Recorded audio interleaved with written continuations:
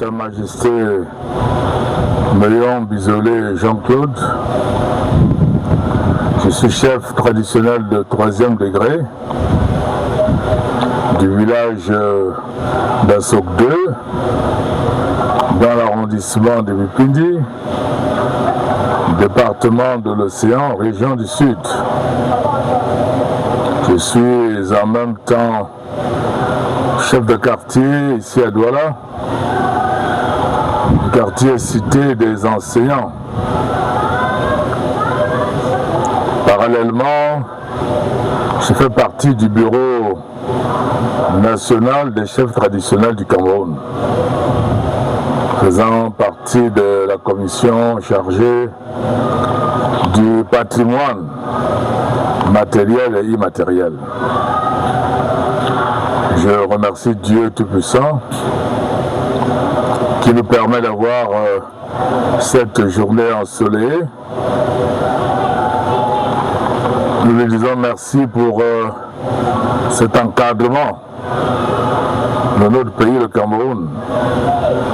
Je pense personnellement que sans son assistance, le Cameroun serait déjà dans un désordre indescriptible. Mais grâce à son assistance, au nom de Jésus-Christ, le Cameroun est toujours debout, dans la paix. Eh bien, nous parlons aujourd'hui de quelqu'un qui a marqué le Cameroun et qui est entré dans son histoire. Il s'agit de Martin-Paul Samba. Vous savez, Martin-Paul Samba a été l'une des personnes qui a décidé de combattre les Allemands afin de remettre au Cameroun sa liberté, voire son indépendance. Mais avant lui, nous le savons tous, le tout premier rebelle camerounais, c'est Oba Mbeti, un boulot de Kribi. C'est le tout premier Camerounais qui a décidé de combattre ouvertement les Allemands. Il avait une organisation pour cela. Il attaquait les comptoirs allemands, les installations allemandes, de temps en temps, pour leur faire comprendre qu'ils n'étaient pas d'accord avec leur présence au Cameroun. Oba Mbeti a donc été ce tout premier rebelle camerounais qui a combattu les Allemands dans l'esprit de l'indépendance du Cameroun. Et parallèlement, il y a aussi eu dans le sud-ouest Ndélé. Ndélé a aussi été quelqu'un qui s'est confronté aux Allemands. Il est vrai, pas dans l'intensité de celle de Oba Mbeti, mais voilà quelqu'un qui lui aussi a accepté de confronter les Allemands en dépit de leur grande puissance. Nous le retenons aussi comme l'une des personnes faisant partie de cet ensemble de ceux qui sont les pionniers du combat de l'indépendance. Alors après Oba Mbeti, Ndélé du sud-ouest, il y a eu une deuxième vague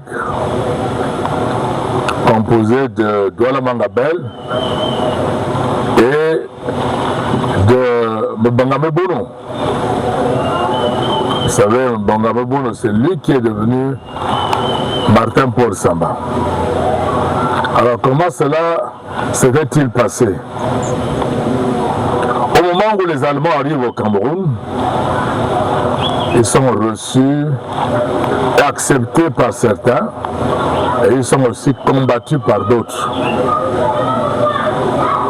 Alors à Kribi, à cette époque-là, L'une des personnes qui avait accepté l'arrivée des Allemands s'appelait Samba.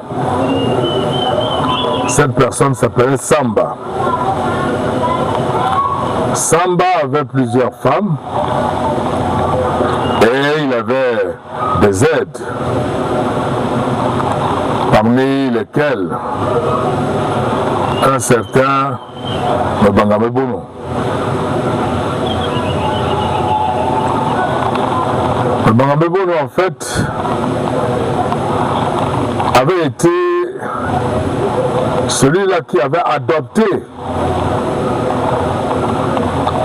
un fils de sa femme, un enfant du côté de sa femme, sur le plan familial.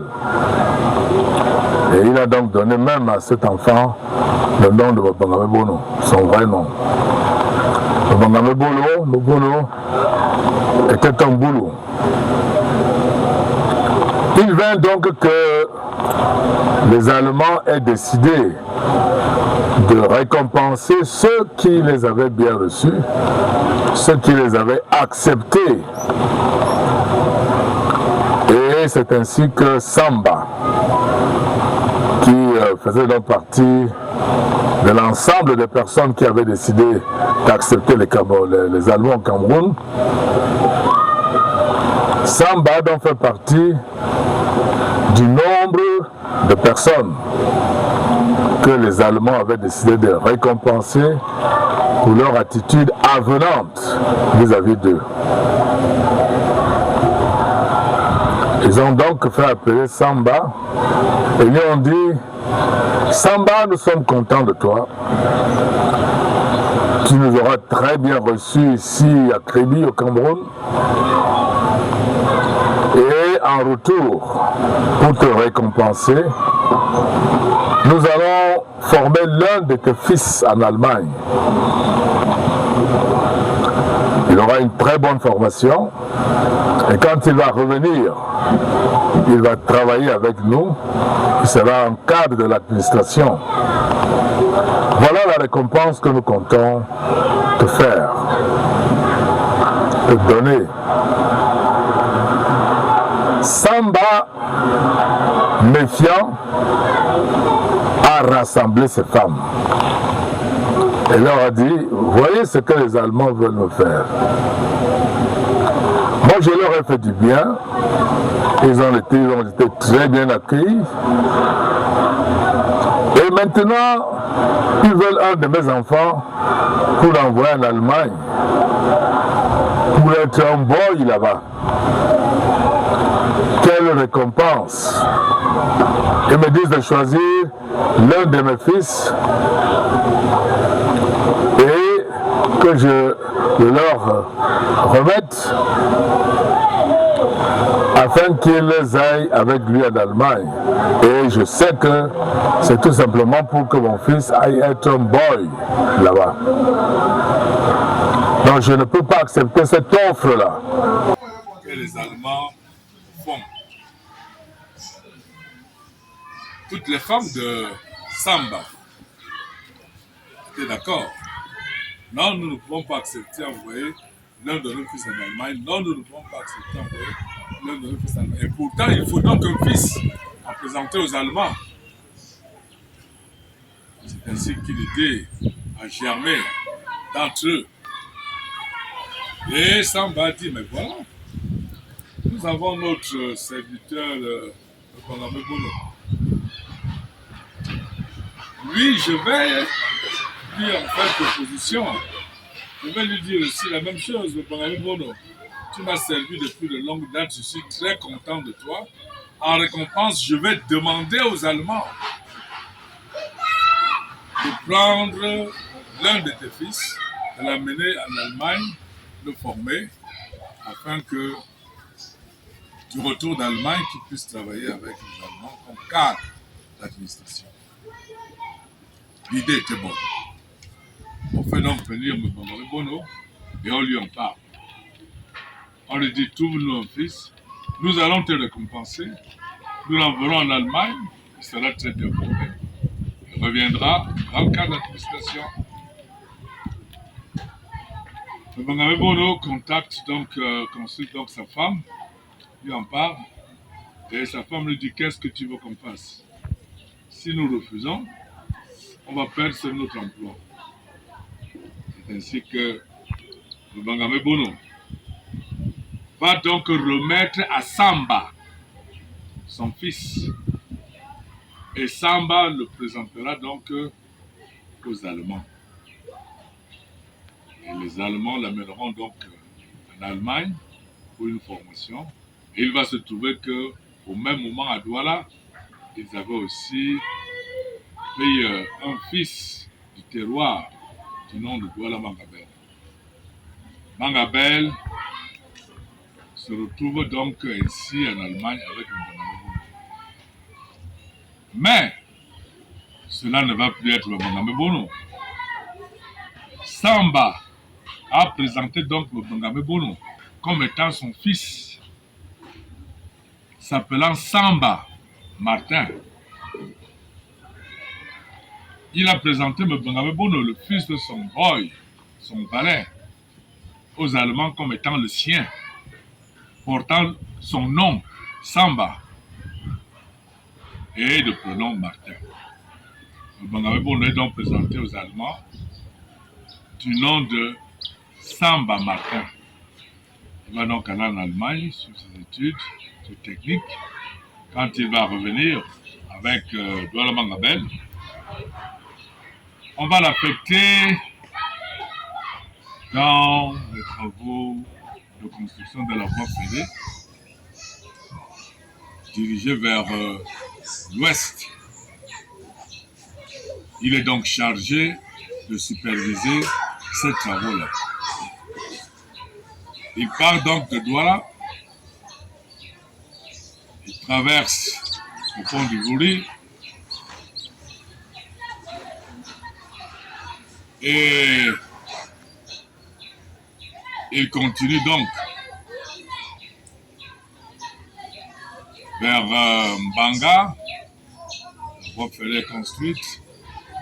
Mais il va se trouver que les Allemands vont constater que les travaux de Martin Paul Samba évoluent à une vitesse assez remarquable par rapport aux travaux de la voie ferrée, la construction de la voie ferrée Douala-Yaoundé. Ils se sont donc rendus compte qu'en fait, les ouvriers de la voie ferrée et construction Douala-Yaoundé fuyaient donc leur poste pour rejoindre Martin Paul Samba, qui les traitait beaucoup mieux. Ils n'étaient pas fouettés, ils n'étaient pas grondés, ils étaient mieux payés. La voie ferrée donc Douala-Ouest a évolué avec bien plus d'ouvriers que prévu. Ils vont donc aller très rapidement et ils vont donc atteindre l'endroit quand les Allemands vont décider d'arrêter cela parce que cela vidait la main d'œuvre pour la construction de la voie ferrée Douala-Yaoundé.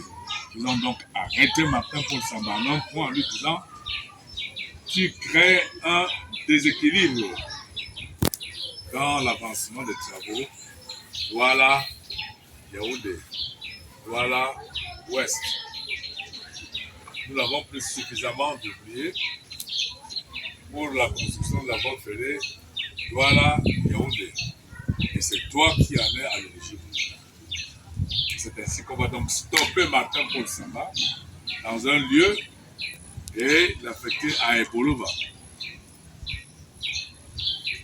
Et mécontents, ceux qui avaient travaillé avec lui depuis Douala, dans cet endroit, ont donc décidé d'appeler cet endroit où il avait été demandé à Martin Paul Samba d'arrêter les travaux.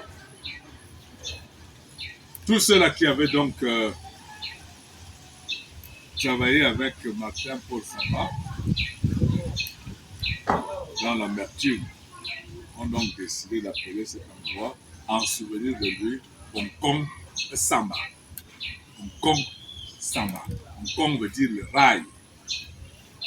Le rail de Samba. Et ce lieu est devenu aujourd'hui Hong Kong Samba. Mais c'est Hong Kong Samba, le rail de Samba. Donc ce lieu porte donc le nom de Samba. On ne va jamais l'oublier quand nous allons à l'ouest. Nous nous arrêtons en Hong Kong Samba. Cette ville porte le nom de Samba. C'est Hong Kong Samba, le rail de Samba. Devenu donc aujourd'hui Hong Kong Samba. Alors donc, Martin-Paul Samba est donc affecté chez lui à Eboloba, une affectation disciplinaire. Ayant été accusé de ralentir les travaux de construction de la voie ferrée Douala-Yaoundé. Voilà le motif pour lequel Martin-Paul Samba subit cette affectation disciplinaire, comme Samba et Boloba. Alors, rendu Eboloba mécontent, il décide donc de se venger. Il va donc commencer à monter un ensemble de personnes pour lutter contre les Allemands. Il va écrire aux grands dignitaires du Sud. Il a même envoyé quelques correspondances au Congo afin que tout ce monde-là se mette ensemble pour lutter contre les Allemands. Alors, ces courriers, ces correspondances, il les rédigeait la nuit, sous une lampe tempête. Il avait une machine à écrire.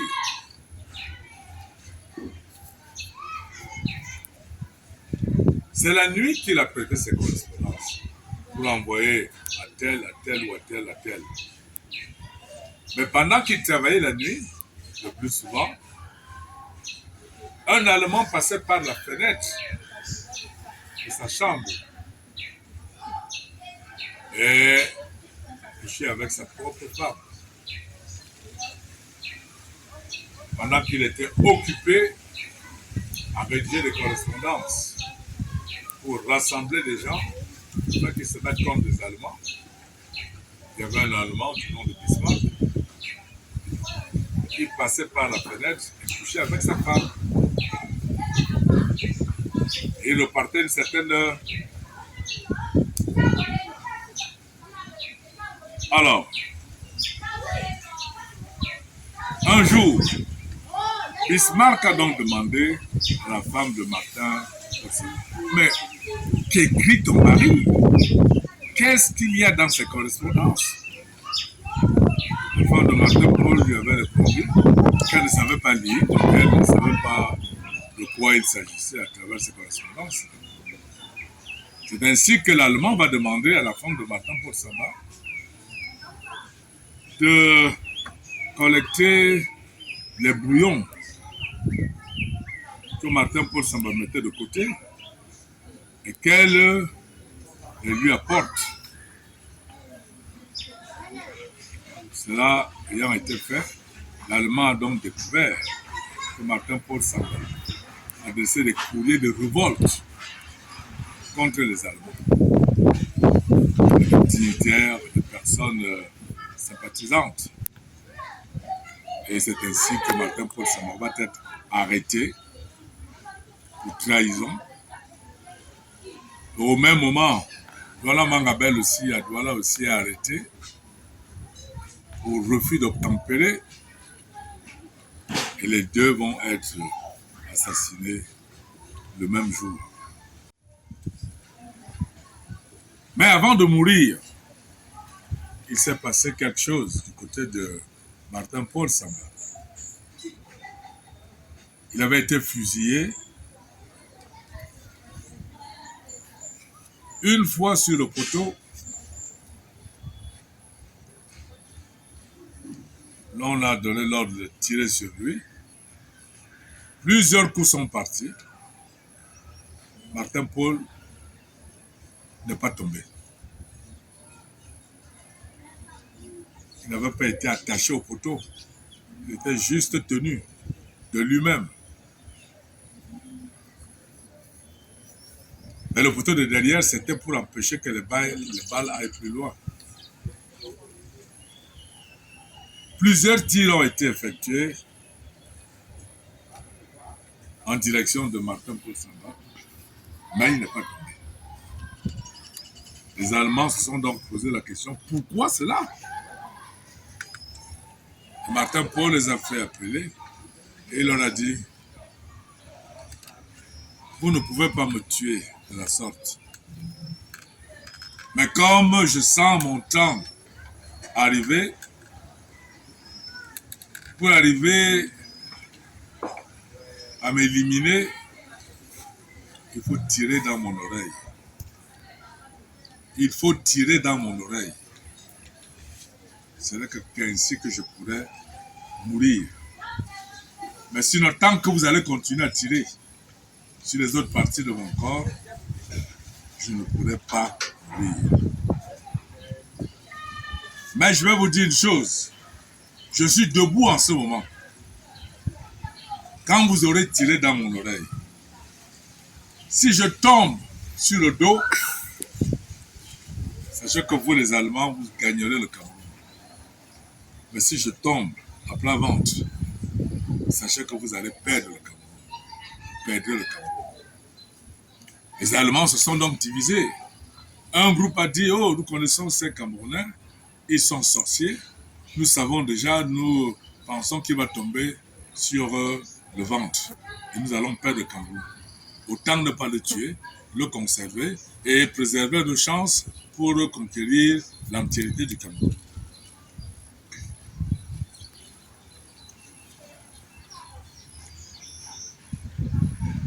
Un autre groupe a réagi en disant, mais non, nous avons reçu l'ordre de le tuer, il faut le tuer. Et c'est ainsi que l'on a placé un revolver dans l'oreille, un canon d'un revolver dans l'oreille de Martin-Paul, et le coup est parti, le coup fatal est parti. Mais malheureusement pour les Allemands, Martin-Paul Samba est tombé à plat ventre, ce qui signifiait que les Allemands allaient être chassés du camp. Et quelques années après, c'est ça qui s'est passé. Les Allemands ont ainsi perdu le Cameroun.